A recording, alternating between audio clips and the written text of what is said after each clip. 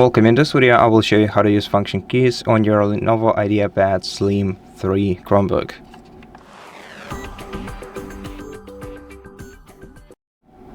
So, the function keys are located in the top row of your laptop's keyboard.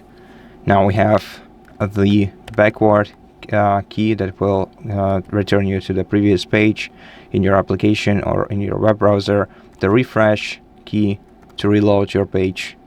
The following key will put your application or browser on a full screen. Then we also have the recent view key to open the recent applications view. And then we have two keys for regulating our device's brightness.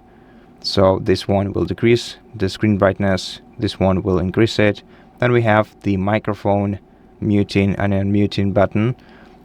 After that we have the speaker muting or so this button will actually only mute your speaker, and if you want to unmute it, you're gonna have to press this one responsible for unmuting your for increasing the speaker's volume, and this one respectively decreases your speaker volume.